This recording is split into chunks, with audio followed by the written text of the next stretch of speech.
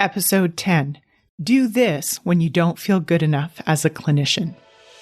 Welcome to Clinicians Creating Impact, a show for physical therapists, occupational therapists, and speech-language pathologists looking to take the next step in their careers and make a real difference in the lives of their clients.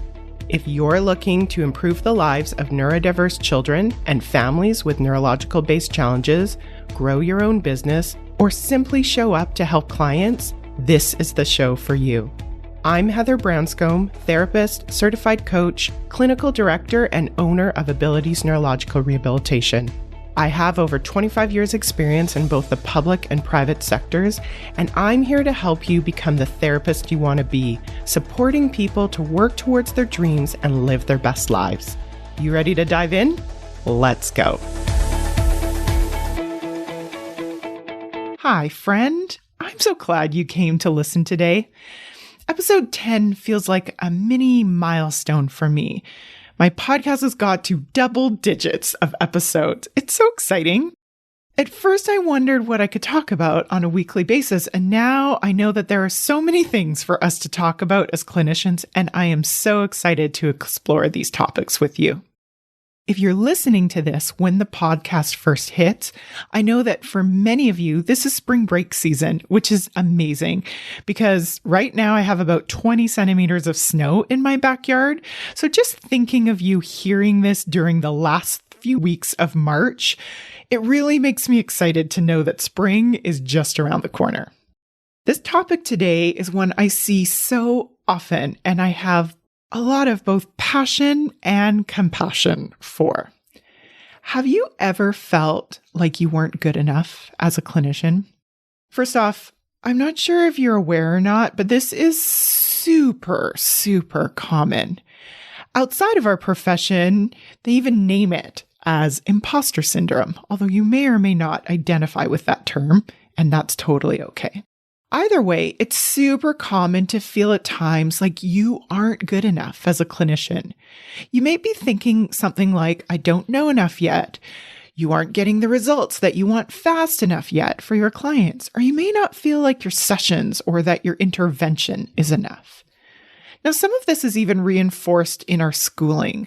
We talk about the importance of lifelong learning, staying evidence-informed, or at minimum, keeping up to date with what's happening in our profession. You may even have continuing education credits as a requirement as part of your job. There are even times where we think it might be more normal to think that you aren't good enough, like when we're new to our profession, or new to an area of practice, or new to a given job. But we can add a layer of judgment if we think that we've been at our position long enough where we can't use the new card as an excuse.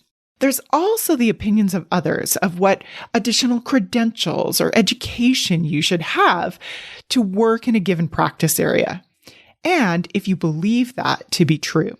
So when I decided to start my own private practice 15 years ago, I decided intentionally to work with both children and adults with neurodiversities and neurologically based challenges.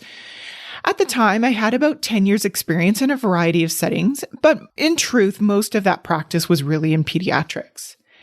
At the beginning of my private practice career, there were some thoughts, some of those by former instructors I really truly admired, about what additional training I should have to really be quote unquote qualified, even though I actually was already a qualified physical therapist, according to my college, to work with adults. So those thoughts of others generated a thought myself that I might not be good enough to serve these adult clients well without this additional training. So what can you do if you feel like you aren't good enough as a clinician? Well, let me tell you what I did and how it can apply to you. So step one, I decided not to believe I wasn't good enough. Without even knowing it at the time, even though my brain was offering me that thought that I might not be good enough, I simply chose not to believe it. I decided to believe instead that I was a good clinician, even without that additional training. Now, it doesn't mean that I never sought out more tools and approaches to help me improve, but I chose those courses and that knowledge from a place of adding to my competence rather than deciding that I needed it to be a good therapist. Can you notice the difference of how that feels? Second, I became more clear about what a good clinician meant to me. Now, this can be a question that can be super powerful for you to ask yourself and to really find out the why. I decided for myself that my role as a good therapist was fundamentally to be able to understand what was happening for my client and why, and then to offer an experience for them that could help them with the next step to what they were looking to create in terms of their goals. So as clinicians, we often fall into the trap of thinking that when a client likes us, it means that we are a good clinician. It's an easy trap to fall into because, let's make it straight. It feels amazing and it almost makes sense. If we're here to serve other people, then if the people we are serving like us, then we must be doing something right? The problem with that thinking is that we are depending on somebody else's behavior, like their behavior of saying something good about us to feel good about ourselves.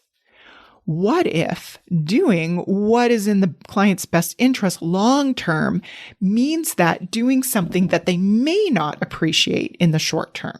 So, for example, if I'm a physiotherapist, which I am, and I'm working with someone to be able to get their coat on, one problem for them might be that they might not have the mobility in their arm or in their shoulder to get the coat on at that moment.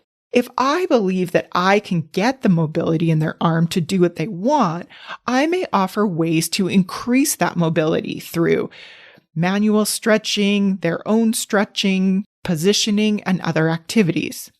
Now, my client might not enjoy that. That may not sound super fun. And while I'm not a proponent of no pain, no gain, there is a space between pain and doing nothing to reach a mutually desired goal. So as I offer these opportunities for my client to gain more mobility, the client may not appreciate that in the short term, but they could appreciate that in the long term. So to the extent that I decide that I'm a good therapist, if my client likes me in any given moment, means that I'm not doing my job to help them understand their body and to offer them an opportunity to experience the next step to get them to their goal. It's nice to hear nice things about you. I like that just as much as the next person. Just be careful what you decide to make that mean about you as a clinician. I also noticed how client results were highly influenced on what the client did or didn't do between our sessions. So what that means to me is I can't take full responsibility for the results of my clients because I decided the results of my clients are not my full responsibility. Finally, I decided to find evidence that I was a good therapist. Knowing what I had decided was important to be a good therapist, I noticed the things like the thought and the care that went into my sessions and the results that I personally was creating. I noticed things like how I listened to client feedback and how I responded to that feedback, both inside and outside of our sessions. I noticed how my practice had evolved for the better over time. That evidence actually reinforced that thought that I was a good clinician. So, when you think you aren't good enough as a clinician, do this. Number 1, decide that you are a good clinician. Number 2, decide what a good clinician looks like for you. And number 3, find evidence that you are meeting the criteria for your own definition of success. The actual irony is when we decide that we are already a good clinician, it opens up a lot more space to see the ways that we can improve. Judgment and shame are not motivating. Compassion and acceptance is actually the key to growth and improvement. Your brain can find evidence for almost anything you ask it to. Knowing that you get to decide if you're a good clinician or not, I'd like to invite you to the possibility that you are. The fact that you are even listening to this podcast and are even thinking about the concept tells me that you care about what you do. That's enough for me to decide that you're good enough. How about you? I can't wait to see the impact that you create with this. Thanks so much for listening, and see you soon. I want to give a special thank you to those of you who participated in our podcast launch giveaway. Thank you for all of you that shared with your family, your friends, your coworkers, both online and offline.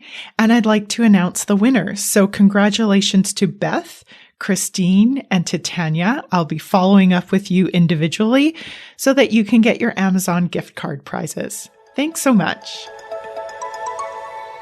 If you enjoyed today's show and don't want to worry about missing an episode, you can follow the show wherever you listen to your podcasts. And if you haven't already, I would really appreciate it if you could leave a rating and review to let me know what you think and to help others find clinicians creating impact. It doesn't have to be a 5-star rating, although I sure hope you love the show. I'd really want your honest feedback so I can create an awesome podcast that provides tons of value. To learn more about me and the work that I do, visit my website at www.abilitiesrehabilitation.com/clinicians corner to download your free Getting It All Done at Work process and to see what I'm up to. Thanks so much. Thanks for joining me this week on the Clinicians Creating Impact podcast. Want to learn more about the work I'm doing with Abilities Rehabilitation? Head on over to abilitiesrehabilitation.com. See you next week.